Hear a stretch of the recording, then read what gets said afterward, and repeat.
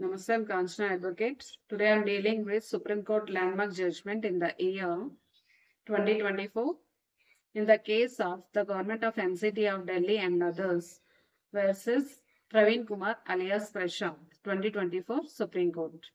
ఈ కేసులో సుప్రీంకోర్టు ఏం చెప్పింది అంటే పబ్లిక్ సర్వెంట్ మీద ఎస్సీ ఎస్టీ కేసు ఫైల్ చేయాలి అని అంటే మ్యాండేటరీగా అడ్మినిస్ట్రేటివ్ ఎంక్వైరీ అనేది జరగాలి అని చెప్పింది అనమాట.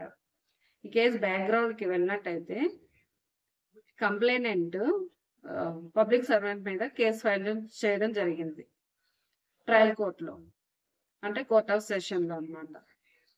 అప్పుడు ట్రయల్ కోర్ట్ ఏం చేసిందంటే కేసుని డిస్మిస్ చేసింది. ఎందుకంటే అడ్మినిస్ట్రేటివ్ ఎంక్వైరీ రిపోర్ట్ లేదు కాబట్టి. దానికి తర్వాత ఇప్పుడు ఏం చేశారంటే కంప్లైనెంట్ హైకోర్టుకి వెళ్ళారు. హైకోర్టులో ఈ కేసుని కంప్లైనెంట్ ఫేవరబుల్ గా ఇచ్చారు. అప్పుడు ఏం చేస్తారు, అదే పబ్లిక్ సర్వెంట్ సుప్రీంకోర్టుని అప్రోచ్ చేయాలి. సుప్రీంకోర్టు అప్పుడు ఈ డెసిషన్ ఇచ్చింది అనమాట.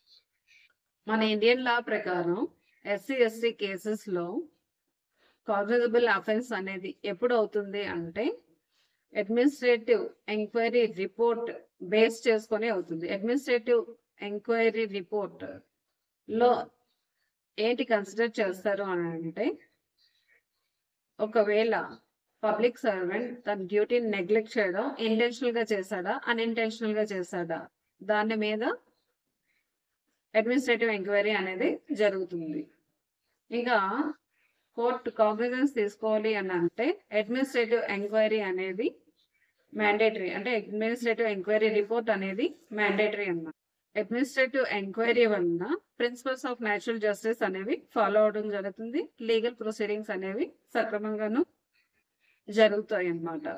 ఇంకా section 4 subsection 2 of scheduled caste and scheduled tribes prevention of atrocities act ప్రకారం ఏంటంటే కాగ్నిజెన్స్ తీసుకోవాలి అంటే అడ్మినిస్ట్రేటివ్ ఎంక్వైరీ అనేది మ్యాండేటరీ, అంటే స్టాట్యూటరీ ఫ్రేమ్వర్క్ ని సరిగ్గా ఫాలో అయినట్టు అవుతుంది అనమాట. కోర్టులు ఏం చేయాలి అని అంటే కంప్లైనెంట్ అలిగేషన్ ని ఇంకా అడ్మినిస్ట్రేటివ్ ఎంక్వైరీ రిపోర్ట్ ని రెండింటిని బ్యాలెన్స్ చేసుకొని కన్సిడర్ చేయాలి. సుప్రీం కోర్ట్ కాగ్నిజెన్స్ తీసుకునే ముందు అడ్మినిస్ట్రేటివ్ ఎంక్వైరీ రిపోర్ట్ మ్యాండేటరీ అని ఎందుకు చెప్పారంటే principles of justice, administrative accountability and safeguards provided in the constitutional by the legal system.